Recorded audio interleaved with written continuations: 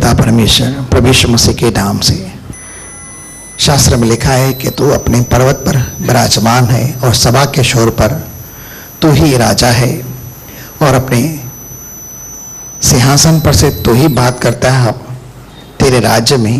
पवित्र पिता, आज हम दिल से दुआ करते हैं कि तू तेरे आत्मा के द्वारा, तू तेरे अभिषेक दास के द्वारा प्रभु हम सबसे बातें करें और प्रभु यीशु मसीह के नाम से वे सारी बातें हमारे जीवन के अंदर प्रभु लाभ के लिए उतर नहीं पाए, ताकि हम उन बातों को सुने, समझें, फिरें और प्रभु पूरी तरह से चंगे किए जाएं। आज के शब्द के लिए हम दिल से धन्यवाद करते हैं कि तेरी आत्मा का विशेष अभिषेक और सामा तेरे दास के ऊपर होने पाए और पवित्र आत्मा के द्वारा वो हम सबसे बातें करें और हम आत्मा की बातों को अपने आत्मा के अंदर लेने के लिए अपने कानों को, अपने हृदय को खोलते हैं प्रभु यीशु मसीह के नाम से और धन्यवाद करते हैं आज की स्तुति आराधना के लिए, आज की दुआओं के लिए और आज की विश्वास अर्पण उठाने की बेटों के लिए।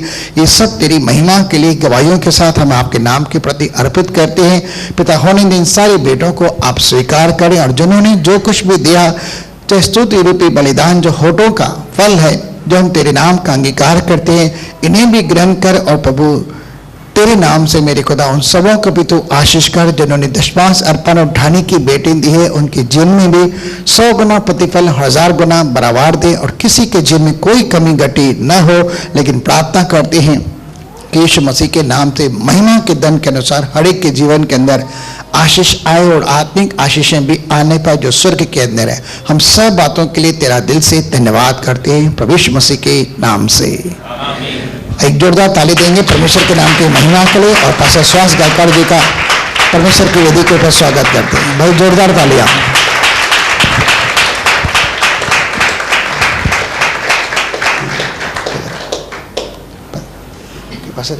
चलने में दिक्कत हो रही, थोड़ा सा ईडी में।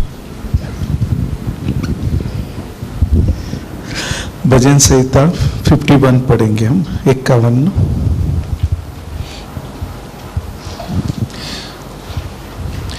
हे परमेश्वर, अपनी करुणा के अनुसार मुझ पर अनुग्रह कर, अपनी बड़ी दया के अनुसार मेरे अपराधों को मिटा दे। मुझे भली भांति धोकर मेरा अधर्म दूर कर और मेरा पाप छुड़ाकर मुझे शुद्ध कर। मैं तो अपने अपराधों को जानता हूँ और मेरा पाप निरंतर मेरी दृष्टि में रहता है। मैंने केवल तेरे ही विरुद्ध पाप किया और जो तेरी दृष्टि में बुरा है वही किया है, ताकि तू बोलने में धर्मी और न्याय करने में निष्कलंक ठहरे। देख, मैं अधर्म के साथ उत्पन्न हुआ और पाप के साथ अपनी माता के गर्भ में पड़ा। देख, तू हृदय की सच्चाई से प्रसन्न होता है और मेरे मन ही में ज्ञान सिखाएगा। जूफा से मुझे शुद्ध कर तो मैं पवित्र हो जाऊंगा। मुझे धो और मैं हिम से भी अधिक श्वेत बनूंगा। मुझे हर्ष और आनंद की बातें सुना, जिसे जो हड्डियां तूने तोड़ डाली है वह मगन हो जाएं। अपना मुख मेरे पापों की ओर से फेर ले और मेरे सारे अधर्म के कामों को मिटा डाल। हे परमेश्वर, मेरे अंदर शुद्ध मन उत्पन्न कर और मेरे भीतर स्थिर आत्मा नए सिरे से उत्पन्न कर। मुझे अपने सामने से निकाल न दे और अपनी पवित्र आत्मा को मुझसे अलग न कर। अपने किए हुए उद्धार का हर्ष मुझे फिर से दे और उद्धार आत्मा देकर मुझे संभाल। तब मैं अपराधियों को तेरा मार्ग सिखाऊंगा और पापी तेरी ओर फिरेंगे। हे परमेश्वर, हे मेरे उद्धारकर्ता परमेश्वर, मुझे हत्या के अपराध से छुड़ा ले, तब मैं तेरे धर्म का जय जयकार करने पाऊंगा। हे प्रभु, मेरा मुंह खोल दे, तब मैं तेरा गुणानुवाद कर सकूंगा। क्योंकि तू मेल बलि से प्रसन्न नहीं होता, नहीं तो मैं देता। होम बलि से भी तू प्रसन्न नहीं होता। टूटा मन परमेश्वर के योग्य बलिदान है। हे परमेश्वर, तू टूटे और पिसे हुए मन को तुच्छ नहीं जानता। प्रसन्न होकर सियोन की भलाई कर, यरूशलेम की शहरपनाह को तू बना। तब तू धार्मिकता के बलिदानों से अर्थात सर्वांग पशुओं के होम बलि से प्रसन्न होगा। तब लोग तेरी वेदी पर बैल चराएंगे। पवित्र और जीवित परमेश्वर, हम आपको धन्यवाद देते, आपको ऊंचा उठाते। प्यारे पिता, पढ़ा हुआ हर एक वचन से हमसे बातें करना प्यारे पिता। प्रार्थना विनती करता हूँ प्यारे पिता, पवित्र आत्मा के द्वारा वचन की गहराई में हमें ले जाओ प्यारे पिता, और ये वचन हमारे लिए प्यारे पिता, हमारी हर एक बातों के लिए प्यारे पिता प्रकाश का कारण करे, ऐसा अनुग्रह करना। मुझे सूली के पीछे छिपाओ प्यारे पिता, मैं घटू आप बड़े, ऐसा अनुग्रह करना। सारी महिमा आदर आपको देते हुए प्रार्थना पवित्र प्रभु यीशु के नाम में मांगता हूँ, आमीन। हमने जो भजन संहिता 51 पढ़ा है, हमने बहुत बार उसे पढ़ा होगा, बहुत बार उस पर मनन भी किया होगा, लेकिन फिर एक बार परमेश्वर की इच्छा है कि हम उस वचनों को देखें। उसके ऊपर लिखा गया है, प्रधान बजाने वाले के लिए दाऊद का भजन। जब नातान नबी उसके पास इसलिए आया कि वह बेतशेबा के पास गया था। मतलब दाऊद के बहुत सारे जो भजन है वो किसी एक परिस्थिति में जाने के बाद जो उसने अनुभव किया है, उस अनुभव को उसने गीतों के द्वारा रखा है। मतलब ये कोई कवि कल्पना नहीं है, तो उसने खुद जो से महसूस किया, अनुभव किया, उस अनुभव को उसने शब्दों में हमारे सामने रखा है। और आज हमें इन शब्दों को समझते समय सिर्फ एक भजन है ऐसा नहीं, तो एक जीवित व्यक्ति का अनुभव है। और जिस व्यक्ति के लिए परमेश्वर कहता है कि मेरे मन जैसा व्यक्ति मुझे मिला है, उस व्यक्ति के व्यक्तिगत जीवन के अनुभव को उसने हमारे साथ शेयर किया है ना।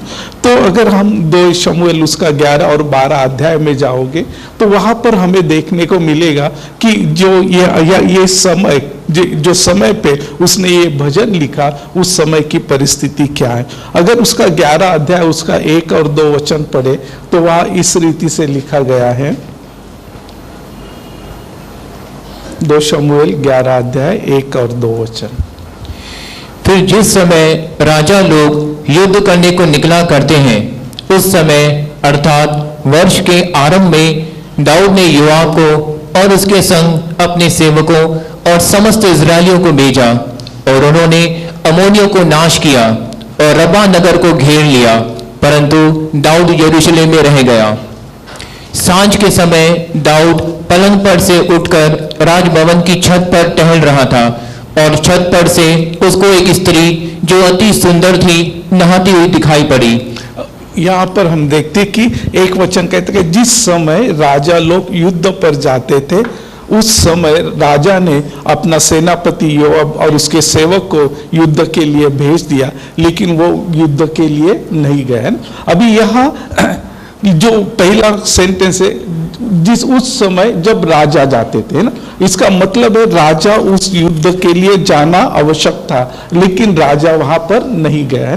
फिर दूसरे वचन में लिखा है कि सांझ के समय में, कुछ ट्रांसलेशन में लिखा है कि उस समय जब परमेश्वर को सांझ का समय का जो बलि अर्पण किया जाता था, उस समय जो है ये राजा जो है अपने पलंग पर जो है सो रहा था, और फिर उस पलंग से उठकर जब वो घूमने लगा बालकनी में या उस टेरेस पर, तब उसने एक स्त्री को देखा, और हम देखते कि आगे उसके साथ में उसने व्यभिचार किया, और उस एक पाप को छुपाने के लिए उसने दूसरा पाप किया, उसके पति की हत्या करने के द्वारा। तो पाप कभी भी अकेला आता नहीं है, और पाप कभी भी ऐसा ही नहीं आता, उसके पीछे कोई रीजन होता है। अगर हम राजा के बारे में, दाऊद के बारे में कहें, तो हो सकता है उसकी जो लापरवाही है या उसका जो भी आलस है, उस कारण जो है वो इस परिस्थिति में आया। लापरवाही इस कारण क्योंकि उसे उस समय यरूशलेम में नहीं रहना था, उसे युद्ध भूमि में होना चाहिए था। अगर वो युद्ध भूमि पर होता तो आगे की कोई भी घटना घटती ही नहीं थी, क्योंकि वो सारी परिस्थिति उसके सामने आती ही नहीं थी। लेकिन उसने अपने काम में जो वो अपने काम का जो युद्ध पर जाने का राजा का जो काम है, उसे अनदेखा कर दिया, और उस कारण जो है उसके सामने ये परिस्थिति आकर खड़ी। जिस समय वो परमेश्वर के मंदिर में चाहिए था, उस समय वो कहां पर है? तो अपने पलंग पर है, आराम कर रहा है ना। कंफर्ट जोन में आराम कर रहा है। और ये जो स्थिति है वो आत्मिक स्थिति नहीं है, तो वो शारीरिक स्थिति है।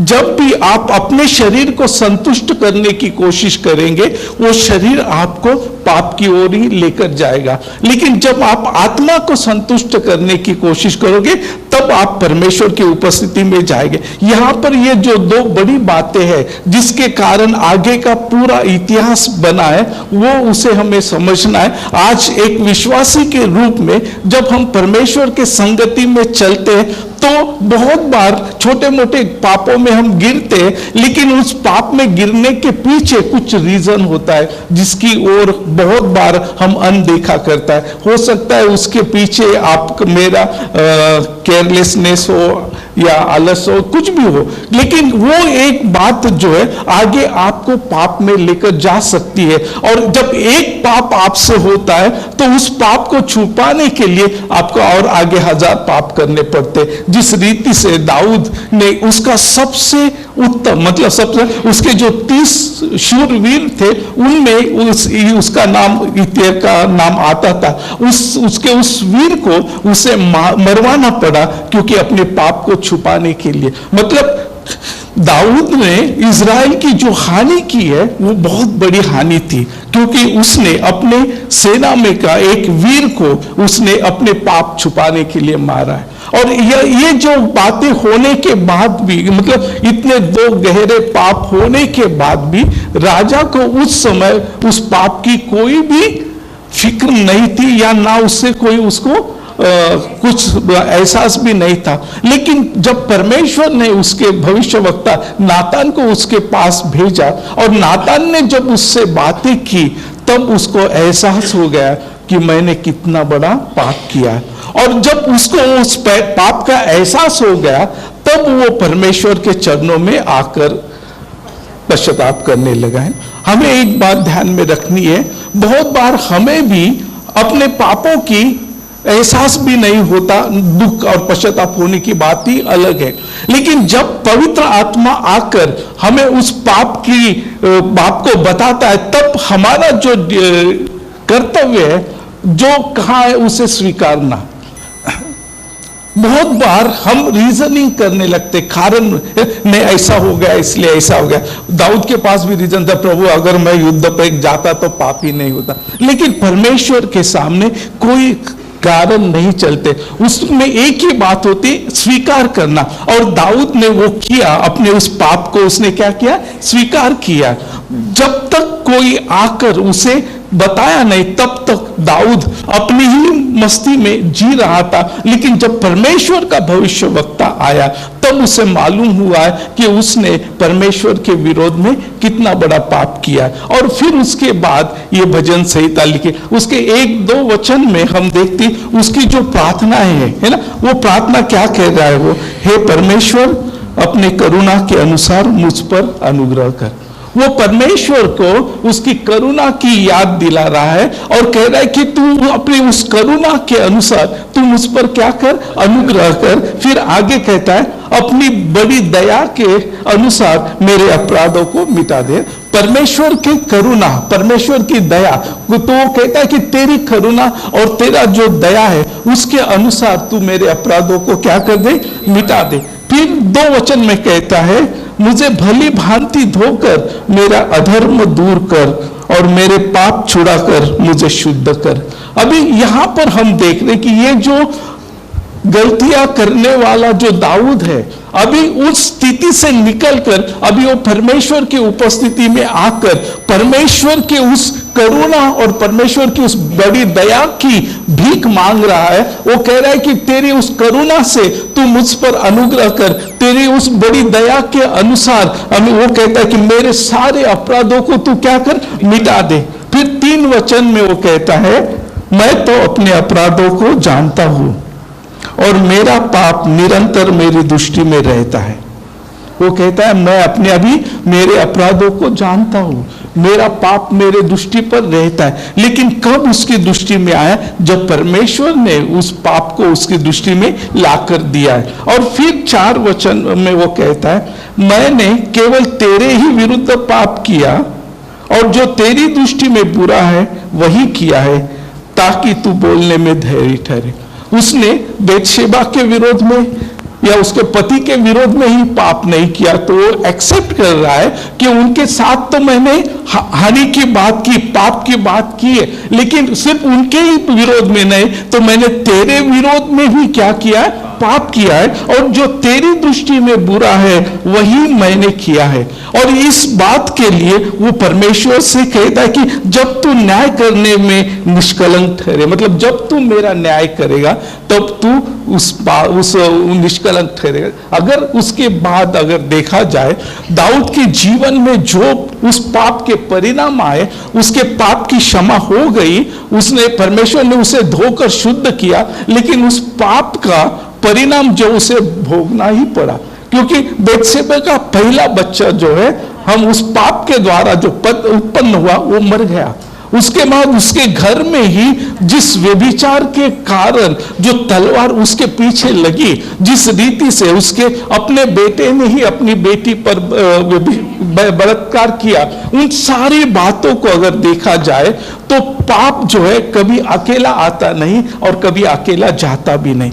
पाप, परमेश्वर दया का सागर है, करुणा करे, वो आपको माफ करेगा, लेकिन जो पाप बोया गया है उसका फल हमारे जीवन में आता है। इस बात को कभी भी ना भूलना। और क्यों परमेश्वर पाप से इतना घृणा करता है? क्योंकि वो पाप जो परमेश्वर हमसे सबसे अधिक प्रेम करता है, उनके जीवन में वो जो फल लेकर आता है वो अत्यंत भयंकर रहता है, उसके परिणाम अत्यंत भयंकर होते हैं। और आज हमें एक बात जानना है कि जो पाप अभी यहां हम देखते कि दाऊद राजा ने जो पाप किया, बहुत बड़े बड़े पाप है ना, लेकिन परमेश्वर के दृष्टि में बड़ा और छोटा ऐसा पाप नहीं होता है ना। आदम ने क्या किया परमेश्वर की आज्ञा का, तो परमेश्वर की दृष्टि में वो भी दाऊद के इतना ही भयंकर पाप था, है ना। तो परमेश्वर के दृष्टि में पाप है, छोटा बड़ा कोई फर्क नहीं। जो भी बात, जो भी काम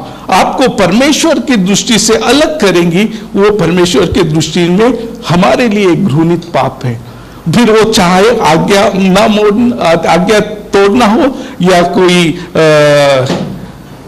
ईर्ष्या हो, या कोई झूठ बोलना हो, परमेश्वर के दृष्टि में उतना ही घृणित है जितना व्यभिचार या खून का पाप। तो यहां हम देखते कि ये आगे जब वो प्रार्थना करता है, आगे वो कहता है 7 वचन में, जूफा से मुझे शुद्ध कर, तो मैं पवित्र हो जाऊंगा। मुझे दो और मैं हिम से भी अधिक श्वेत बनूंगा। वो कहता है जूफा से मुझे क्या कर, शुद्ध कर। अभी ये क्यों कह रहा है? क्योंकि व्यवस्था के अनुसार एक पाप, जिससे पाप हुआ है, जब वो दोष बलि अर्पण करता था, तब उस पाप बलि का, दोष बलि का जो खून है, वो जूफा एक वनस्पति है, उसमें डुबाकर उस व्यक्ति जिसे पवित्र किया जाता था, शुद्ध किया जाता था, उस पर छिड़का जाता था।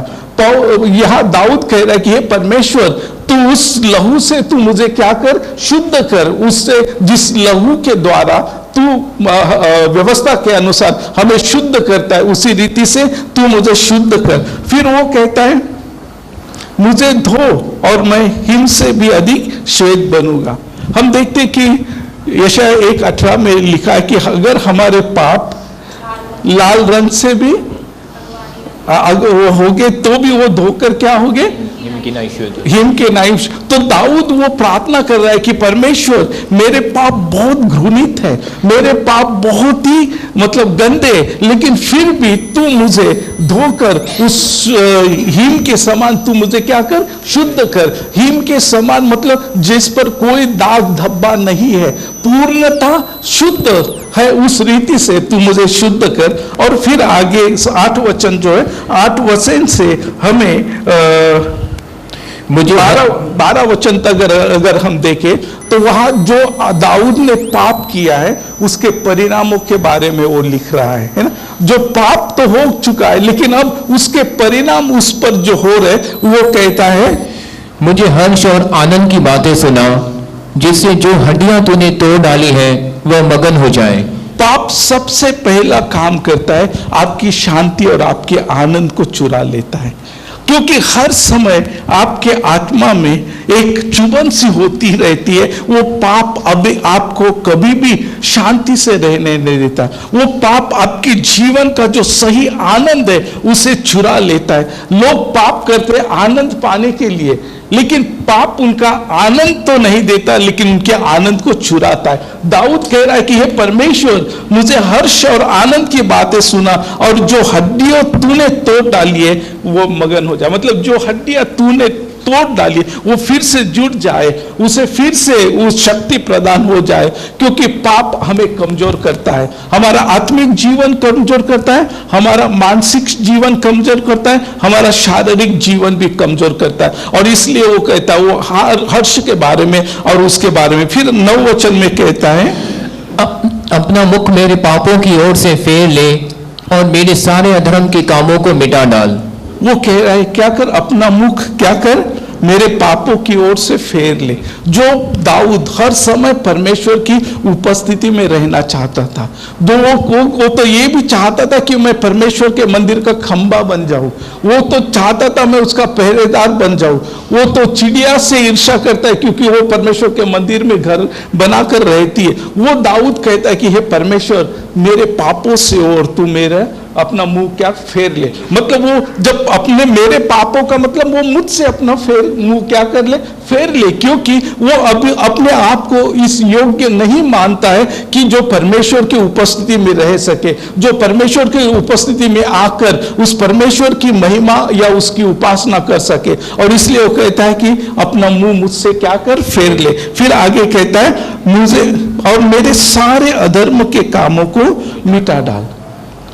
वो पाप, एक पाप से दूसरा पाप हुआ और फिर वो पाप में डूबता चला गया। वो कहता है कि मेरे सारे अधर्म को, मेरे सारे पापों से तू मुझसे क्या कर, मिटा डाल। और फिर 10 वचन में कहता है, हे परमेश्वर, मेरे अंदर शुद्ध मन उत्पन्न कर और मेरे भीतर स्थिर आत्मा नए सिरे से उत्पन्न कर। वो कहता है कि हे परमेश्वर, मेरे अंदर शुद्ध मन उत्पन्न करे ना। जब उसने उस स्त्री को देखा, सबसे पहले उसका मन जो है क्या हुआ है, अशुद्ध हो गया। उसमें लालसा, अभिलाषा उत्पन्न हुई। और वह वचन कहता है कि वो जब पूर्ण होती, गर्भवती होती, तब वो पाप को जन्म देती है।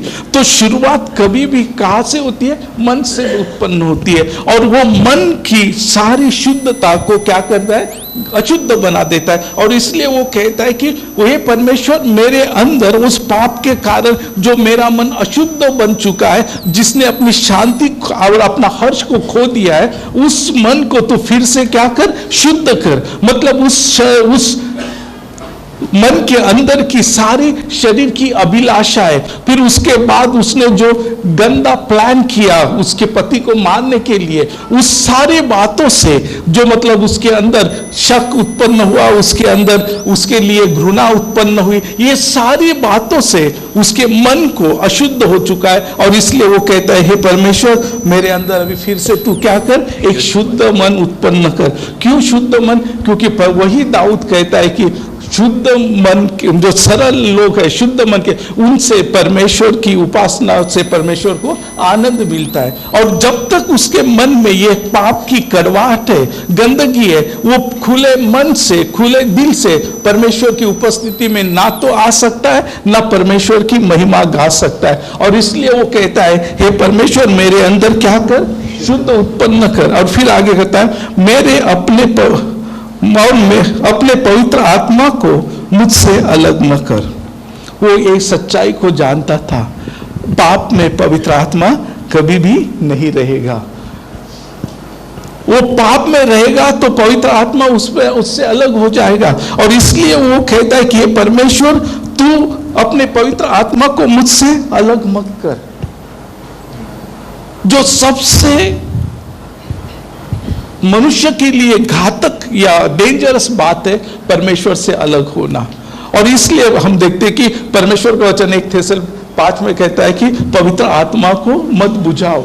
इफिस 4 में लिखा है कि पवित्र आत्मा को शोकित मत करो, और थेसल में लिखा है कि उसे मत बुझाओ। इसका मतलब है जब आप पाप करोगे पवित्र आत्मा को शोकित करोगे, और आप उस पाप में ही रहोगे तो उस पवित्र आत्मा को जो आप में दीपक का काम कर रहा है उसे बुझाओगे। इसका मतलब वो आपसे अलग हो जाएगा, और जब आपसे अलग होगा तो परमेश्वर के साथ आपका जो रिश्ता है उस रिश्ते में वो पाप आपका दीवार के समान खड़ा हो जाएगा, और यही जो आपकी सारी भलाई, आपके सारे आशीष, आपके सब कुछ जो भी कुछ है उसे रोकने का काम करेगा। जैसा परमेश्वर इस्राएल से कहता है कि मेरा हाथ छोटा नहीं हुआ कि मैं आपका हित ना कर सकूं, लेकिन तुम्हारा पाप तुम्हारे और मेरे बीच में एक दीवार के नाई खड़ा हुआ है जो तुम्हारे सारे आशीषों को रोके हुआ है। हमारे जीवन में आत्मिक हो भौतिक जो भी आशीष है उसे रोकने का काम कौन करता है? तो हमारे द्वारा किया हुआ पाप। और इसलिए दाऊद यहां कहता है कि हे परमेश्वर तू क्या कर, मेरे अंदर शुद्ध मन उत्पन्न कर, मेरे भीतर स्थिर आत्मा नए सिरे से उत्पन्न कर।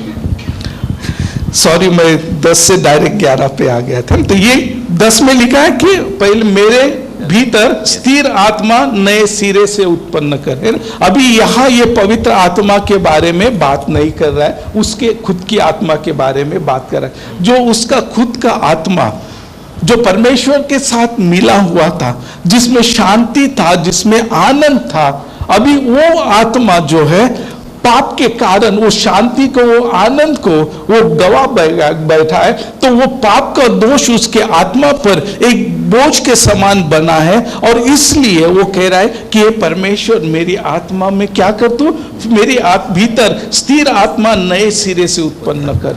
जब तक पाप में रहोगे आपके आत्मा में कोई हर्ष, कोई शांति और कोई स्थिरता नहीं रहेगी, क्योंकि पाप का बोझ आपको यहां से वहां भागने के लिए मजबूर करेगा। पाप का बोझ आपको और अधिक पाप में धकेलने की कोशिश करेगा। और इसके लिए दाऊद कह रहा है कि हे परमेश्वर मेरे अंदर फिर से वो पहला जो मेरा स्थिर आत्मा जो था, जो तेरे उपस्थिति में रहता था, जो तेरे भजन गाता था, जो तेरे लोगों की अगुवाई करता था, वो उस तरह का स्थिर आत्मा तू मुझ में फिर से उत्पन्न कर। और फिर आगे वो कहता है मुझे अपने सामने से निकाल न दे और अपने पवित्र आत्मा को मुझसे अलग न कर। वो कहता है हे परमेश्वर मुझे अपने सामने से निकाल मत दे। जिस रीति से आदम जो है उस गार्डन से निकाला गया, जिस रीति से लूसीफर को स्वर्ग से नीचे गिराया गया, जब भी पाप आएगा वो पाप आपको परमेश्वर से अलग करेगा। और दाऊद इस सच्चाई को जानता था, और वो इसलिए वो विनती कर रहा है कि परमेश्वर मेरे पाप के कारण तू मुझे अपने सामने से अलग मत कर, तू मुझे अपने से मुझे दूर मत कर। और फिर वो कहता है कि अपने पवित्र आत्मा को मुझसे अलग न कर। फिर 12 वचन में कहता है अपने किए हुए उद्धार का हर्ष मुझे फिर से दे और उद्धार आत्मा देकर मुझे संभाल। अपने किए हुए उद्धार का हर्ष मुझे फिर से दे। जो सही आनंद हम में है वो दुनिया की बातों को पाने से या शरीर की इच्छा को पूर्ण करने से कभी भी नहीं आता है। जो सही आनंद आता है परमेश्वर की ओर से आता है, और परमेश्वर की ओर से ये आने वाला सही आनंद जो है उद्धार के साथ आता है। उद्धार का मतलब है पाप से, शैतान से, दुनिया की बातों से, पुरानी व्यवस्था से छुटकारा पाकर परमेश्वर के साथ मेल मिलाप होना। उद्धार का मतलब है कि जो हम मरे हुए थे आत्मिक रूप से, वो मसीह में फिर से जीवित होना। उद्धार का मतलब है कि जो पुराना हमारा स्वामी शैतान था उससे छुटकारा पाकर जो हमारा नया स्वामी, जो हमारा परमेश्वर है, उसके साथ एक होना। और उसमें जो आनंद है, जो पौलुस फिलिपी 4:4 में कहता, मैं कहता हूं आनंद करो, फिर से कहता हूं आनंद करो। वो आनंद आपको दुनिया की कोई भी बात आपको कभी भी नहीं दे सकता। वो आनंद कोई भी शारीरिक बातें आपको नहीं दे सकती। वो आनंद सिर्फ और सिर्फ परमेश्वर की ओर से आता है। और वो कहता है कि वो जो उद्धार का आनंद है, वो हर्ष जो है, वो मुझे फिर से दे। इसका मतलब क्या है? उस पाप के कारण उसका वो हर्ष चला गया है। दाऊद का वो हर्ष जो था, आनंद जो था, चला गया था, और वो अभी परमेश्वर से मांग रहा है कि वो जो आनंद मेरा पाप के कारण चला गया, वो आनंद मुझे फिर दे, वो हर्ष मुझे फिर से दे। और फिर वो आगे कहता है कि अपना और उदार आत्मा देकर मुझे संभाल। तू मुझे क्या कर? अपना उदार आत्मा देकर मुझे संभाल। मतलब उस परमेश्वर का पवित्र आत्मा के द्वारा जो परमेश्वर के साथ उस मेल मिलाप हुआ है, उसमें परमेश्वर की वो सारी भलाई जो है पवित्र आत्मा के द्वारा जो उसमें है, उसे वो फिर से पाने की कोशिश कर रहा है, क्योंकि वो सब चला गया। तो पाप जो है वो सिर्फ शारीरिक या भौतिक बातों को खराब नहीं करता है, तो आपका आत्मिक और आपका मानसिक जीवन भी वो बर्बाद करता है। वो आपकी शांति को, आपकी स्थिरता को, आपके आनंद को वो खत्म करता है। वो परमेश्वर से आपको अलग करता है। वो पवित्र आत्मा से हमें अलग करता है। जो परमेश्वर की ओर से मिला हुआ उद्धार के आनंद को वो खत्म कर देता है। और इसलिए कभी भी पाप से खिलवाड़ नहीं करना है ना। मैं ये क्यों कह रहा है, एक एक वचन क्यों, कभी मैं ऐसा नहीं करता हूं ना, आज इसलिए कर रहा हूं क्योंकि पाप से खिलवाड़ नहीं करना है। हम बहुत बार, खास करके हम जो विश्वासी लोग हैं, हम जब से विश्वास में आए एक ही बात सुनते, परमेश्वर प्रेम है। हम एक ही बात सुनते, परमेश्वर दया करने वाला परमेश्वर है। हम एक ही बात करते, परमेश्वर क्षमा करने वाला परमेश्वर, परमेश्वर करुणामय है। सही है, उसमें कोई गलत नहीं। लेकिन दूसरी एक बाजू है परमेश्वर की। परमेश्वर पापियों से प्रेम करता है, लेकिन पाप से बहुत घृणा करता है। परमेश्वर क्या करता है? पापियों से प्रेम करता है, लेकिन पाप से क्या करता है? घृणा करता है। परमेश्वर जैसा प्रेम है, वैसा ही परमेश्वर भस्म करने वाली आग भी है। परमेश्वर की उपस्थिति में उस पाप की गंदगी को लेकर आप कभी भी नहीं आ सकते। हम देखते कि हारून के बच्चों ने कोशिश की, लेवी 10 अध्याय में हम देखते कि परमेश्वर की ओर से अग्नि निकला और वो दोनों वही मर गए। और परमेश्वर मूसा के द्वारा हारून से कहता है, उसका 3 वचन पढ़ेंगे, लेवी 10 का 3-4।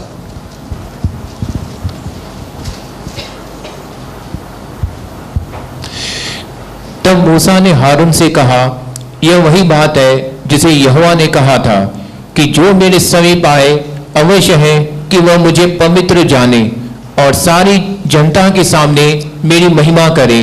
और हारून चुप रहा।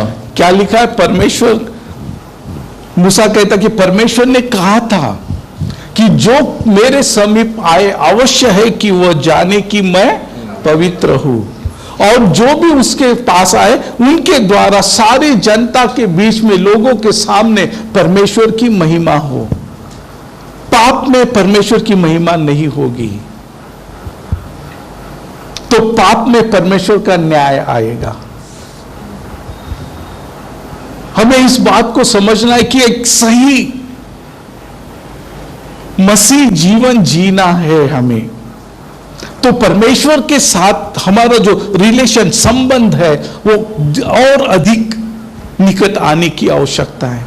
और वो संबंध और अधिक निकट तब आएगा जब आप उसकी इच्छा के अनुसार जीवन जिएंगे। जब परमेश्वर की आत्मा आपको अगुवाई करेगी कि आपने कुछ गलत किया है, तब उसे स्वीकार करना है। पिछले संडे ये वचन मैं कल्याण कलीसिया में लिया, और कलीसिया खत्म होते ही मैंने एक पाप किया। मतलब एक बच्ची का मजाक किया और छोड़ दिया, घर आ गया। उस रात को परमेश्वर की आत्मा ने मुझसे कहा, तूने पाप किया है। और मैं तब से लेकर 3 दिन अपने लिए पश्चाताप करते रहा, प्रभु मुझे क्षमा कर। फिर बाद में मैं उस बेटी से भी क्षमा मांगा। अगर देखा जाए तो मैं, मेरी समझ में उस समय कोई गलत बात नहीं किया। उसको इतना ही अच्छा बोला कि तेरा बर्थडे मैं बनाएगा, तेरे मम्मी पापा नहीं बनाएंगे, मैं बनाएगा। लेकिन पवित्र आत्मा ने कहा ये जो तू बोला है वो गलत है।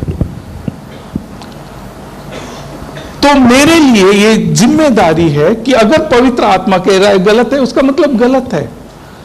फिर मैं किस लिए बोला, मेरा मोटिव क्या था, उसका कोई अर्थ नहीं बनता है। परमेश्वर ने कहा गलत है, गलत है, क्योंकि पवित्र आत्मा को बाइबल कहता है सत्य का आत्मा।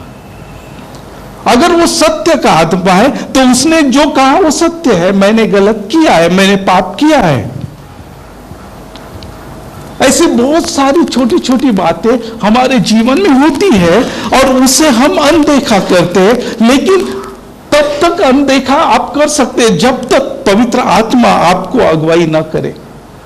लेकिन जब पवित्र आत्मा ने आपको अगुवाई की, इसका मतलब वो आपका पाप बन चुका है और उससे आपको छुटकारा पाना ही होगा। जिस रीति से वचन कहता है कि व्यवस्था आने के बाद पाप को पाप गिना गया, उसी रीति आज जो हम अनुग्रह में रह रहे, पवित्र आत्मा की अधीनता में रहे, पवित्र आत्मा ने जब हमें बताया तो वो गहराई से वो पाप में ही उसका रूपांतर होता है। फिर चाहे आप कितने शुद्ध मन से या कुछ भी कहे, आपके लिए वो पाप है। और वो पाप आपके शांति को, आपके आनंद को खो देता है।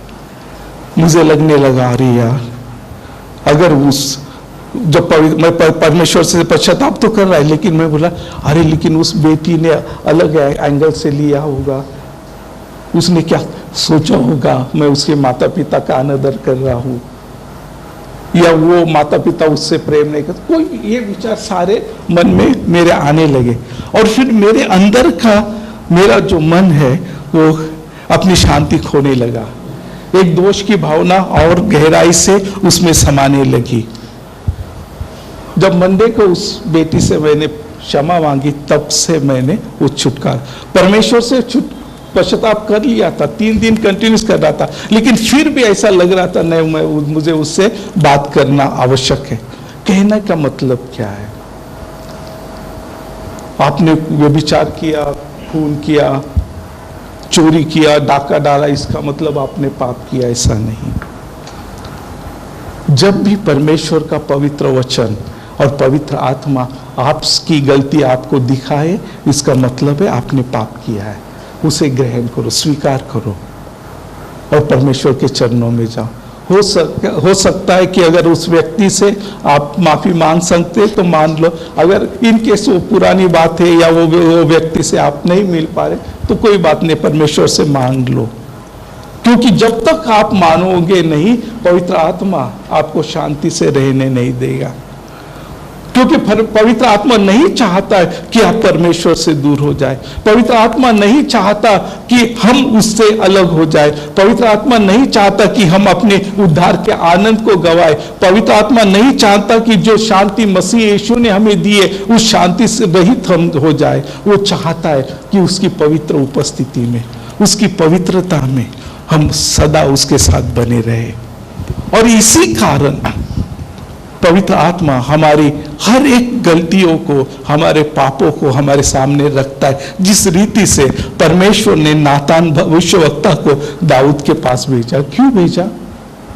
दाऊद ने तो इतना बड़ा और इतना गंदा पाप किया था, लेकिन फिर भी परमेश्वर का प्रेम वैसा ही था।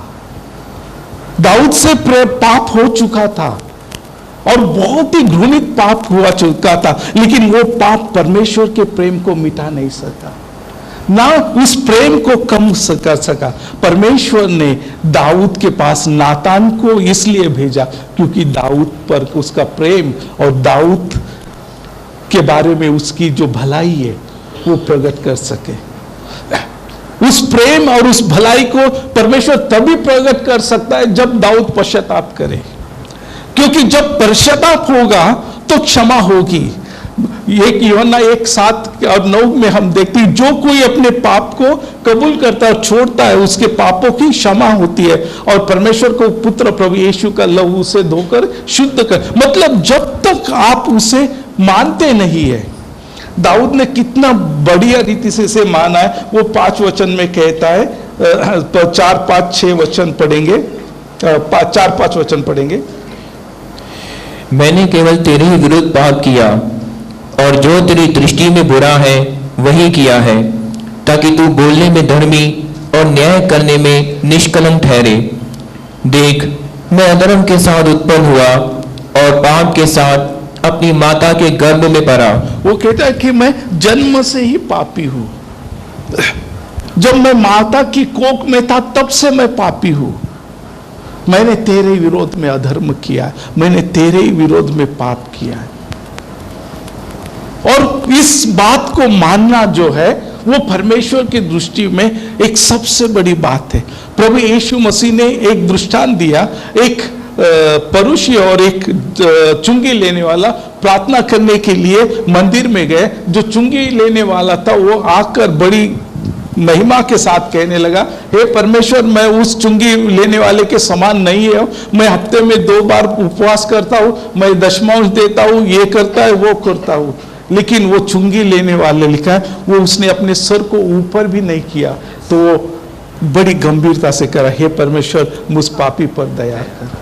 और प्रभु यीशु मसीह कहता है उसकी प्रार्थना सुनी गई है। मतलब ये जो आखिरी में वो कहता है 17 वचन में, टूटा मन 17 वचन पढ़ेंगे। टूटा मन परमेश्वर के योग्य बलिदान है। हे परमेश्वर, तू टूटे और पिसे हुए मन को तुच्छ नहीं जानता। ऊपर वो कहता है कि क्योंकि तू मेल बलि से प्रसन्न नहीं होता, नहीं तो मैं देता। होम बलि से भी तू प्रसन्न नहीं होता। टूटा मन परमेश्वर के योग्य बलिदान है। टूटा मन परमेश्वर के लिए योग्य बलिदान है। लेकिन आगे वो कहता है, हे परमेश्वर, तू टूटे और पीसे हुए मन को तुच्छ नहीं जानता है। अभी यहाँ और एक कदम आगे गया है। वो सिर्फ टूटा हुआ नहीं, तो कहता है पीसा गया। मतलब उस पीसने का मतलब उसका जो भी टेक्सचर है, उसका जो भी स्वरूप है, वो पूरा मिट गया है। पीसने के बाद अगर आप बहन भाई जो खाना बनाते हैं ना, आप मसाला लेते हैं ना, लेकिन एक प्याज लिया है ना, तो उसको एक टेक्सचर है, उसका एक आकार है, उसका एक स्वरूप है, उसका एक पहचान है। लेकिन उसी का उस प्याज को आप जब मिक्सी में डाल देंगे तो उसका सब अस्तित्व क्या होता है, खत्म हो जाता है, एक पेस्ट बन जाता है। दाऊद कहता है कि उस स्थिति में वो अपने आप को देख रहा है कि मेरा जो भी मैं था, मैं राजा हूं, मैं धर्मी हूं, परमेश्वर ने मुझे अभिषेक किया है, मैं परमेश्वर का याजक हूं। ये सारी बातों, उस पहचान को वो क्या करना चाहता है, मिटाना चाहता है। अभी वो सिर्फ और सिर्फ एक पश्चातापी, एक टूटा पिसा हुआ रूप में उस परमेश्वर को अपने आप को समर्पण करना चाहता है। पश्चाताप का मतलब ये नहीं कि आपने बोल दिया है प्रभु मुझे माफ कर, हो गया माफ। हम बहुत ही कभी कभी गलत एक सोच में रहते हैं। हम परमेश्वर की पाप के लिए जो उसके मन में जो घृणा है, उसकी सही स्वरूप को हम नहीं समझ पाते।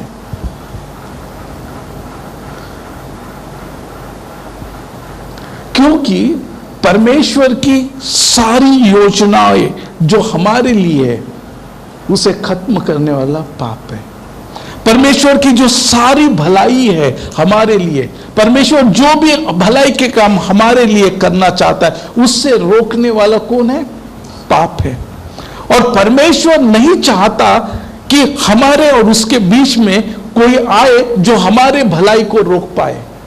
परमेश्वर क्यों घृणा करता है? क्योंकि वो परमेश्वर को, हमारा पाप परमेश्वर को कुछ बिगाड़ता नहीं है, परमेश्वर के ऊपर उसका कोई परिणाम नहीं होता, लेकिन वो जो भी कुछ होता है हमारे लिए होता है।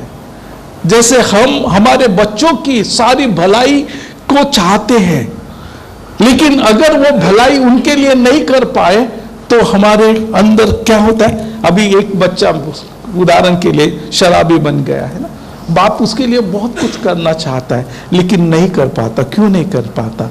क्योंकि वो शराब की आदत है, वो उसके लिए वो भलाई नहीं करने देती है। कहने का मतलब है कि परमेश्वर की दृष्टि में पाप वो है जो आपकी बर्बादी का कारण है, और इसलिए परमेश्वर उससे बहुत बहुत घृणा करता है। और हमें भी कभी भी ध्यान में रखना, जब तक आप पाप से घृणा नहीं करोगे आप पाप से दूर नहीं रहोगे। मैंने क्या कहा? आपको क्या करना पड़ेगा? घृणा करना पड़ेगा। जिस रीति से परमेश्वर पाप से घृणा करता है, उसी रीति से जब हम पाप से घृणा करोगे तब हम उस पाप से दूर रह सकते हैं। जब तक उस पाप को चलता है, मसीह जीवन में कोई बात चलती नहीं है। परमेश्वर के हर एक बातों में स्थिरता है और वो न बदलने वाली है। अगर वो कहता है पवित्र बनो, इसका मतलब पवित्र बनना ही है, ऑप्शन नहीं है। परमेश्वर कहता है, आज्ञा देता है कि पश्चाताप करो, इसका मतलब पश्चाताप करना ही, कोई और दूसरा मार्ग नहीं है। अपने मन को फिराओ, इसका मतलब आपको मन फिराना ही होगा, अपने मार्ग को बदलना ही होगा, अपने जीवनों को बदलना ही होगा, अगर आप चाहते हैं कि परमेश्वर की भलाई आपके जीवन में हो। आज हम देख रहे हैं जो सारी दुनिया की स्थिति है, हमारे भारत देश की स्थिति है, बहुत सारी बातें हम सुनते हैं, है ना, न्यूज में भी देखते हैं, है ना? इन सारी बातों का के पीछे कुछ रीजन होता है। परमेश्वर ने बहुत बार अपने लोगों को, इज़राइल को जो है कोड़े मार मार कर उन्हें क्या किया है? पीछे लाया है। परमेश्वर प्रेम से समझाता है तो उसके लोग नहीं समझते। फिर परमेश्वर कहता है कि जिससे वो प्रेम करता है उसे वो क्या करता है? ताड़ना भी देता है। तो बहुत बार परमेश्वर को उसके इच्छा के विरोध में एक बच्चे होने के कारण वो हमें ताड़ना देनी पड़ती है, इसलिए कि हमारा नाश ना हो। दाऊद को वो ताड़ना देनी पड़ी क्योंकि दाऊद का नाश ना हो। जो आशीष परमेश्वर ने दाऊद को दी थी कि तेरे संतान तेरी गद्दी पर मतलब बैठते रहेंगे, तेरा राज चलता रहेगा, उस वचन को पूरा होने के लिए दाऊद को ताड़ना देनी थी, उसके बेटों को भी ताड़ना देनी थी, और परमेश्वर ने दिया है। आज हम जब उस परमेश्वर के संतान के रूप में, परमेश्वर के बेटे और बेटी के रूप में उसके चरणों में बैठे हैं, वो परमेश्वर खामोश नहीं रह सकता है जब मेरा नाश हो रहा है। तब मैं कोई गलत मार्ग पर जा रहा है और परमेश्वर कहता है देखेंगे, ऐसा नहीं होगा।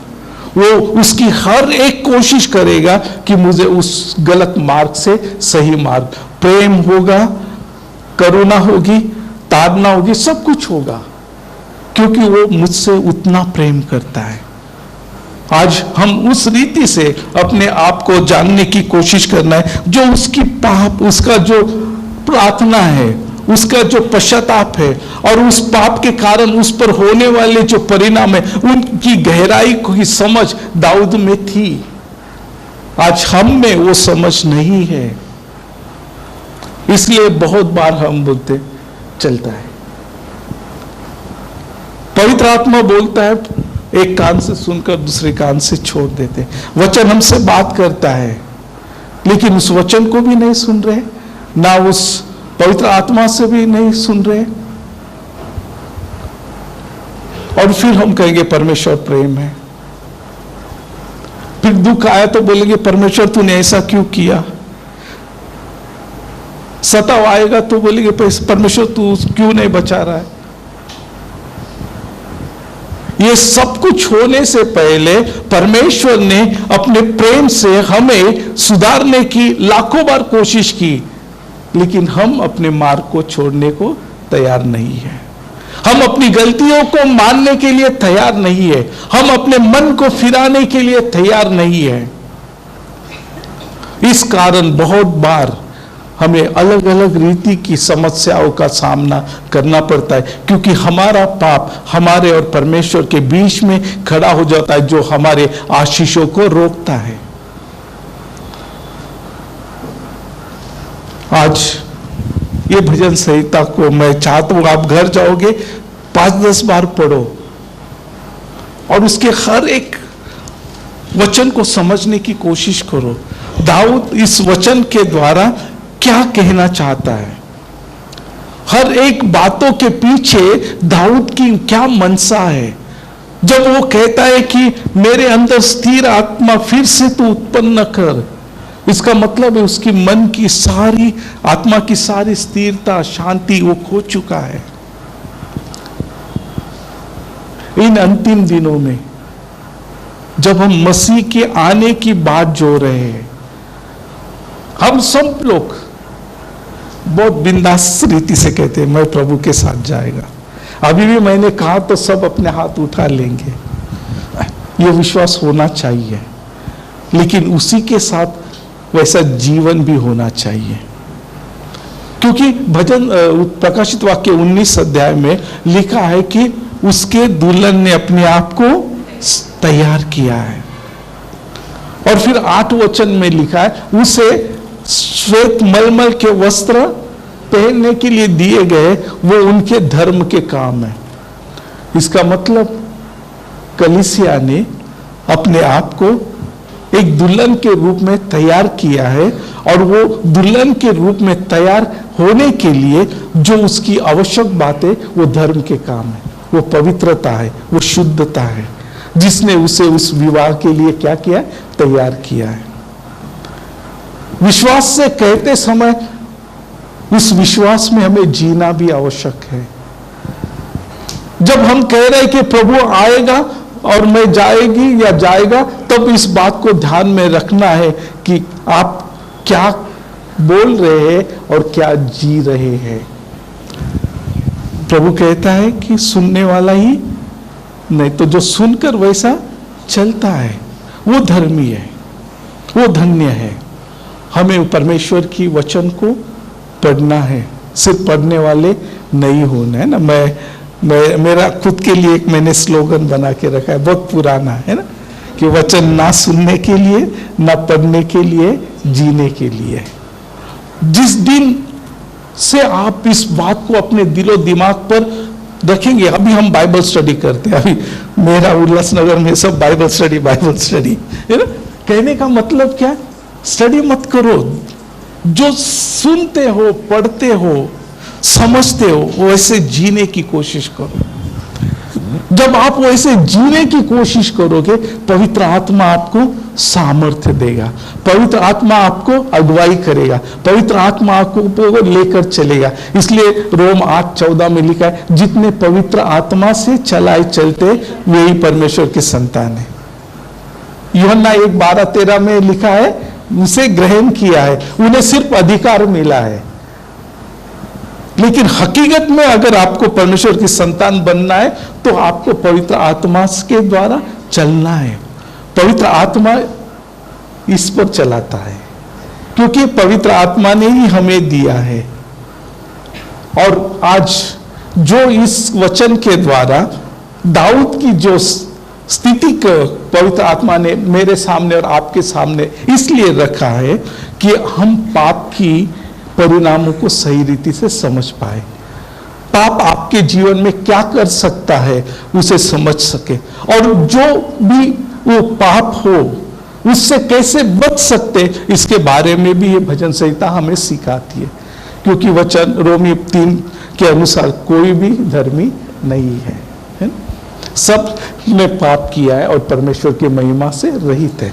लेकिन वो हर एक के लिए उस सूली पर बहाया गया खून जो है आज भी है, जो हमें धोकर बर्फ के नाई शुद्ध कर सकता है, जो हमें फिर से परमेश्वर के साथ में मेल मिलाप कर सकता है। क्योंकि उसके मृत्यु के द्वारा उसने हमें परमेश्वर के साथ मेल मिलाप किया। वही परमेश्वर आपसे मुझसे बहुत प्रेम करता है। वो नहीं चाहता है कि हमारे आशीष रोके जाए, वो नहीं चाहता है कि जिस नरक की आग उसने शैतान के लिए बनाई है, उस नरक की आग में हम जाए। वो नहीं चाहता है इस शरीर में जीते समय एक हरा हुआ जीवन हम जिए, एक शरीर में जीते समय एक कुड़कुड़ाने वाला, हर समय परेशानी में रहने वाला जीवन जिए। परमेश्वर नहीं चाहता। पौलुस ने जब फिलिप की पत्री लिखी तब वो जेल में था, लेकिन वो जेल से क्या लिख रहा है? आनंद करो। मतलब वो जेल जो है उसको दुखी नहीं कर सकी, वो जेल उसको कमजोर नहीं कर सकी, क्योंकि वो जो उद्धार का आनंद है वो परमेश्वर ने उसके दिल और दिमाग में भर दिया था। तो चाहे कैसी भी परिस्थिति हो आप आनंद कर सकते हो, क्योंकि वो आनंद के द्वारा वो परिस्थिति आप में आनंद नहीं लाती है, तो आनंद वो उद्धार लेकर आता है। और परमेश्वर चाहता है आप एक विजयी जीवन जिए। परमेश्वर चाहता है एक आनंद का जीवन आप जिए। परमेश्वर चाहता है एक शांति से भरा हुआ जीवन आप जिए। इसलिए प्रभु कहता है मैं अपनी शांति तुम्हें देता हूं। पाप उस शांति को खत्म करता है, लेकिन प्रभु हमें वो शांति भरता है। पवित्र और जीवित परमेश्वर, हम आपको धन्यवाद देते, आपको ऊंचा उठाते प्यारे पिता, आपके प्रेम अनुग्रह के लिए धन्यवाद देते प्यारे पिता। हर एक वचन हर एक दिल में सील हो जाए प्यारे पिता। हर एक प्यारे पिता हम हर एक अपने आप को जांचे परखे प्यारे पिता। जब पवित्र आत्मा हमसे बातें करे प्यारे पिता, तब हम पवित्र आत्मा की बातों को निगलेक्ट न करे प्यारे पिता, तो और ना ही कोई सबब उसके सामने रखे। तो प्यारे पिता जो भी बात वो कहे उसे ग्रहण करे, स्वीकार करे प्यारे पिता, क्योंकि प्यारे पिता उसमें ही हमारी भलाई है प्यारे पिता।